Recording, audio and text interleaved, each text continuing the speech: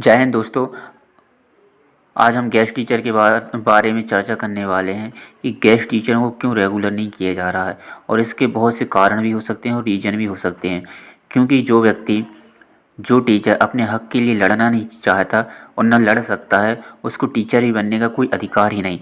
आज एमपी में यहाँ पर हज़ारों टीचर हैं जो गेस्ट में हैं और गेस्ट में 15-20 साल से गेस्ट में काम करते आ रहे हैं, लेकिन उनको 5,000 ही उनको अच्छे लगते हैं, उनको 5-10 हज़ार ही अच्छे लगते हैं। जिसमें सरकार भी ये सोचती है कि हम जब इतने कम पैसों में अपना काम करा रहे हैं तो हम क्यों इनको परमानेंट करें। और अभी भी अपने प्रदेश में 1.5 लाख पद खाली हैं।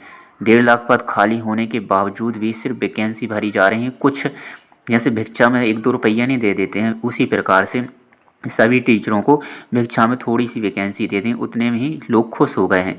लेकिन वो ये नहीं सोचते हैं कि यदि आप लोग इतने वर्षों से जो काम करते आ रहे हैं उसका आपको प्रतिफल भी नहीं दिया रहा।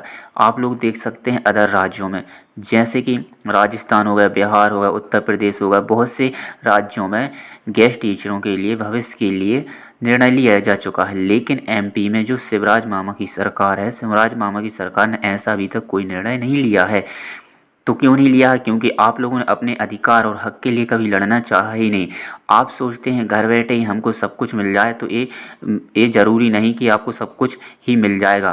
क्योंकि सरकार भी देखती है, सरकार क्या चाहती है, सरकार ये चाहती है कि आप लोग फ्री में ही काम करते रहे। इसी प्रकार से आप लोग भविष्य पूरी तरह से डुबो दिया है सरकार ने। यदि गेस्ट टीचरों को अब निकाला जाता है तो वैसे भी अब उनको शर्म के मारे मुंह नहीं छुपा पाएंगे, और शर्म के मारे जैसे मुंह नहीं छुपा पाएंगे, उनकी हर जगह बेइज्जती टाइप की होती है। अब तुम लोगों को निकाल दिया जाएगा, और जब निकाल दिया जाएगा तो आप लोग घर बैठेंगे, क्योंकि आप लोग तो किसी काम के ना रह गए ना काज के रह गए, क्योंकि आप लोगों ने पूरा समय गेस्ट में ही बर्बाद कर दिया। यदि आप कोई बिजनेस करते 15-20 साल से तो आप शायद महीने का 1 या 2 लाख रुपए कमा सकते थे, लेकिन ऐसा नहीं हुआ है और ना ही होगा कभी। अब आप लोगों को अपने अधिकार के लिए लड़ना तो पड़ेगा ही, क्योंकि गेस्ट टीचर को तभी रेगुलर किया जा सकता है जब वो अपने अधिकार के लिए आवाज़ उठाएं। और आवाज़ नहीं उठाएंगे, इसी प्रकार का आवेदन वो करते रहेंगे तो कुछ नहीं होने वाला है।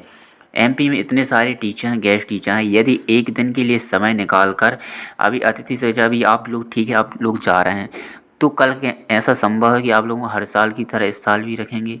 नहीं रख सकते ना, क्योंकि परमानेंट टीचर हो रहे हैं तो आप लोगों को बाहर का रास्ता दिया जाएगा।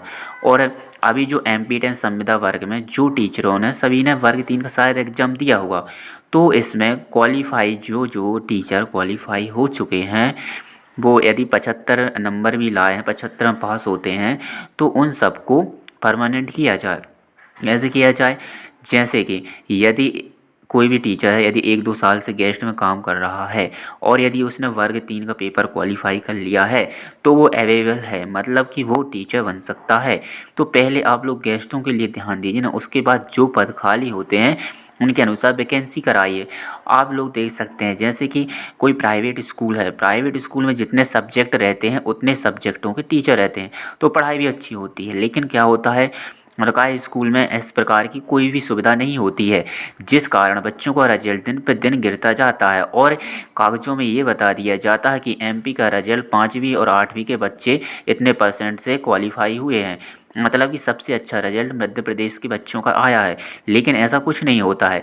जिस प्रकार की एक रोड बोलते हैं कि रोड बन गई है, लेकिन वो सिर्फ वो कागज़ों में बन जाती है। रियल लाइफ में उस जगह जाओ तो वहाँ पर कुछ नहीं मिलता सिवाय गड्ढों के। वैसे ही टीचर में सबको पता है कि इतने पद खाली हैं, फिर भी कोई आवाज़ नहीं उठा रहा है।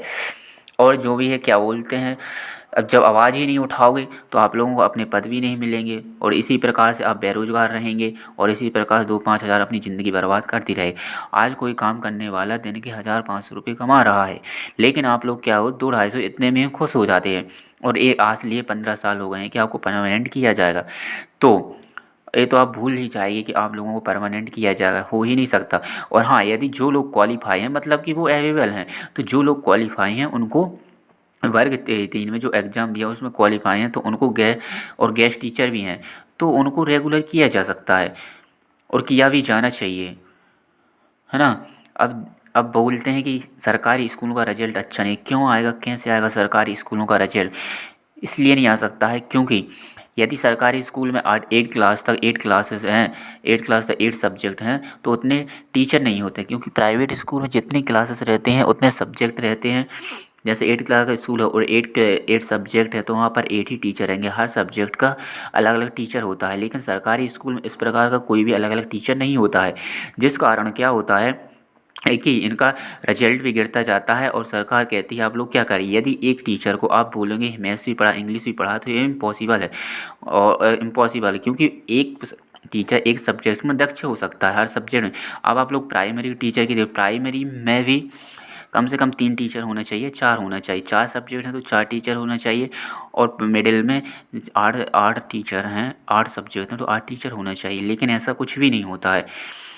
तो क्या करना चाहिए, पहले से 8वीं तक 8 टीचर रखने चाहिए और हर सब्जेक्ट का हर टीचर अलग होना चाहिए। इस प्रकार से बच्चों का रिजल्ट भी अच्छा आएगा।